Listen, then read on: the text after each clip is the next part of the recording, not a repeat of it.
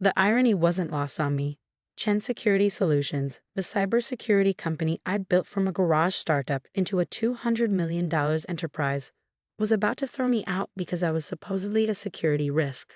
At least that's what my cousin Peter claimed as he stood at the podium during our annual shareholders meeting. My name is David Chen, and at 45, I was about to learn that in the tech world, the most dangerous code isn't always the one you can see. The board has reviewed the company's technical direction, Peter announced, his perfectly tailored suit a far cry from the hoodies he'd worn when I'd hired him fresh out of business school 5 years ago. In light of recent market changes and David's resistance to modern development methodologies, we've decided a leadership change is necessary. I sat quietly in my chair, watching the shareholders nod along. They'd been carefully prepared for this moment, fed a steady diet of concerns about my traditional approach to cybersecurity. Too focused on fundamentals, they'd been told. Not enough emphasis on flashy AI solutions and blockchain buzzwords. Furthermore, Peter continued, gesturing to my Uncle James who sat smugly at the board table, we've discovered some concerning activities on the company's development servers. Unauthorized access attempts, unusual code deployments. I almost smiled at that. Of course they found unusual activity. I'd wanted them to. Therefore, effective immediately, James Chen will assume the role of Chief Technology Officer, with full control over all technical operations. Security will escort David from the premises and his access to all systems will be terminated.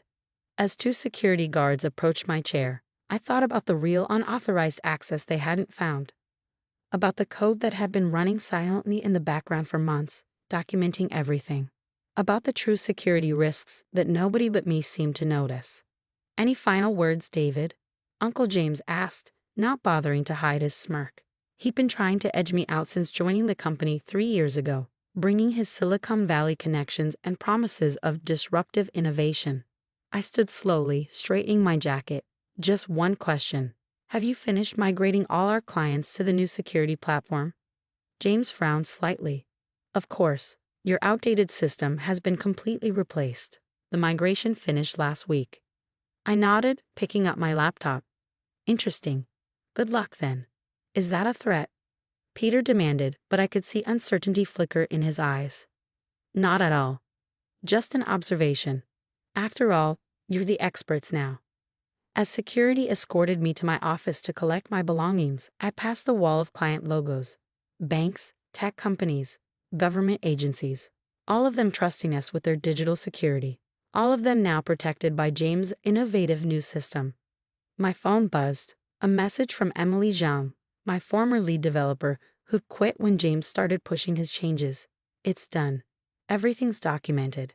They have no idea what's coming. I smiled, remembering the day 3 months ago when I first noticed the vulnerabilities in James's new platform. The backdoors that his rushed development had left open. The fundamental flaws that his AI algorithms couldn't detect. In my office, my former office, I took my time packing. Family photos, technical awards, the framed piece of paper with the first line of code I ever written. The security guards shifted uncomfortably, remembering how I'd helped them set up their home computers, taught their kids basic programming. Mr. Chen, one of them said quietly, this isn't right. The new system, it's been having issues. I know, Steve, I replied, carefully wrapping my old coffee mug. But sometimes systems need to fail before people realize what they've broken. My phone buzzed again. Sarah from our biggest client, First National Bank. David, their new security layer is throwing errors. James's team says it's normal, but I typed back a brief response. Document everything. As I picked up my box of belongings, Uncle James appeared in the doorway. No hard feelings, David. But tech is a young person's game. Your methods are just too basic. I looked at him thoughtfully. You know, James, there's something my father, your brother, taught me when he was teaching me to code. In security, the fundamentals aren't basic. They're essential. He waved his hand dismissively. Ancient history. Our new AI-driven security platform is light years ahead of your old code. We'll see, I said simply, walking past him. In the lobby, I passed the display case showing our company's achievements, industry awards, security certifications, client testimonials. Soon they'd probably be replaced with whatever buzzword-laden accolades James' new system could gather. My phone buzzed one final time, a message from my old friend at the National Cybersecurity Center. Monitoring in place. First signs of systemic vulnerabilities appearing. Timeline? I stepped into the afternoon sunlight, thinking about the code I'd hidden deep in the system. Code that would protect our clients while exposing the flaws in James' revolutionary platform. Code that was already gathering evidence of every shortcut, every security hole, every disaster waiting to happen. 1 week, I typed back, when their first major banking client runs their monthly security audit. Then we'll see who's really obsolete. Because in cybersecurity, the most dangerous vulnerabilities aren't the ones you find. They're the ones that find you. And James's shiny new system was about to learn that lesson the hard way. The next 5 days were a masterclass in watching a disaster unfold in slow motion. From my home office, I monitored the cascade of small errors that James's team either didn't notice or couldn't understand. The digital equivalent of watching hairline cracks spread through a dam. Another anomaly in the transaction verification system, Emily reported via our secure channel. Their AI keeps marking it as normal variance. I nodded, watching the logs scroll across my screen. The revolutionary AI-driven security system was doing exactly what I predicted, missing fundamental security flaws while chasing sophisticated attack patterns that didn't exist. "How's the documentation going?" I asked. "Perfect. The monitoring system you built is catching everything. Every ignored warning, every misconfigured security protocol, every band-aid fix they're applying. The National Cybersecurity Center's independent audit team is watching too." On day 6, the first major warning sign appeared. A mid-sized tech client reported unusual access patterns in their secure data storage. James's team dismissed it as a training phase in their AI's learning algorithm. They were wrong. My phone rang. Sarah from First National Bank again. "David, something's not right. Our security team is seeing patterns that match known attack signatures, but James's system keeps clearing them as safe. Document everything," I had advised, "and maybe have your backup systems ready, just in case." She hesitated. "We're running our monthly security audit tomorrow morning. Should we be worried?" Let's just say I wouldn't schedule any major transactions for tomorrow afternoon. The next morning, I sat in my home office, multiple screens showing various monitoring systems. Emily and our trusted network of security professionals were all on standby, watching and documenting. At exactly 9:00 a.m., First National Bank began their monthly security audit. It was comprehensive, designed to test every layer of their cybersecurity infrastructure that was now running entirely on James's new platform. At 9:17 a.m., the first real alarm sounded.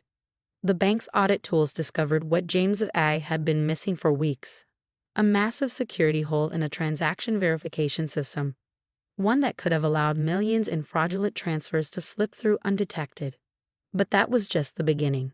As the audit dug deeper, it found more problems. Critical security protocols had been misconfigured. Basic encryption standards had been implemented incorrectly, and the AI system that was supposed to be protecting everything, it had been trained on flawed data, marking legitimate threats as safe while flagging innocent transactions as suspicious. At 10:45 a.m., First National Bank's Chief Information Security Officer made the call. They were switching back to their backup systems, my original security protocols, immediately. By noon, 3 more major clients had followed suit. My phone rang. Peter, sounding panicked. "David? We need to talk. The system. There are some issues." "Really?" I replied calmly. "The AI isn't handling everything perfectly. This isn't funny. We're looking at potential regulatory violations. The Banking Commission has already been notified," I finished, "along with the National Cybersecurity Center. They're very interested in how a certified security system could have such fundamental flaws." Silence on the line. Then, "What do you want?" "Check your email.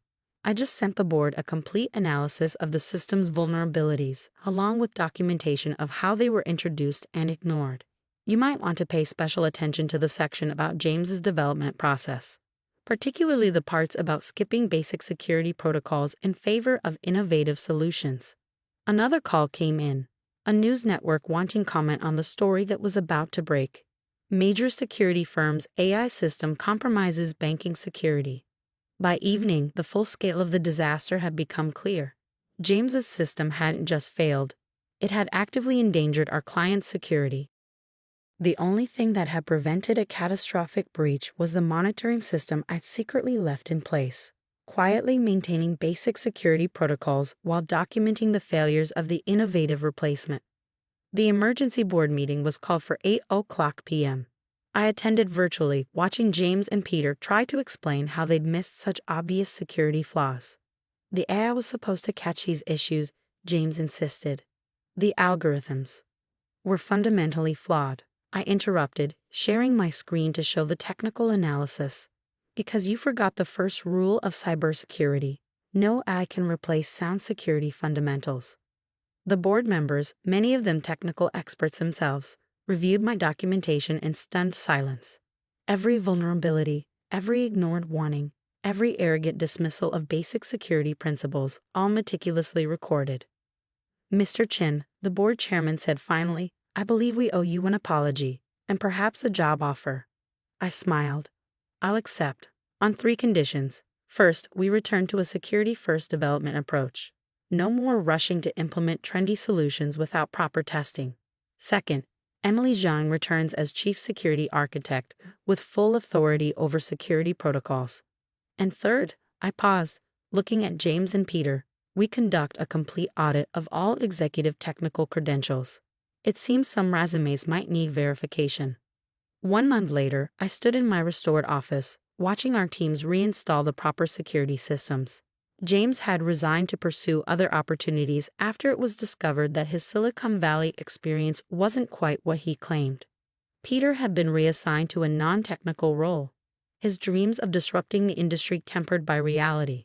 Emily sat in her new office next door, leading the development of our next security platform, one that would use AI properly as a tool to enhance fundamental security rather than replace it. The industry had learned some valuable lessons.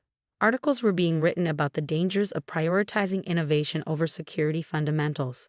Regulatory bodies were developing new guidelines for AI implementation in critical security systems. And our clients, they'd stayed with us, impressed by how our original security protocols had prevented disaster. First National Bank's CEO had personally called to thank me for maintaining those hidden safeguards. Last week, I received a message from a young developer who'd worked under James. I finally understand what you were trying to teach us. Security isn't about flashy solutions. It's about getting the fundamentals right every time. I pinned the message to my wall, next to my father's old advice about basic principles. Outside my office, I could hear our teams working, properly testing each security feature before implementation. Because in the end, true innovation isn't about replacing the fundamentals. It's about building on them. And sometimes the best way to prove that is to let the flashy shortcuts fail on their own, while keeping a very careful eye on the fallout.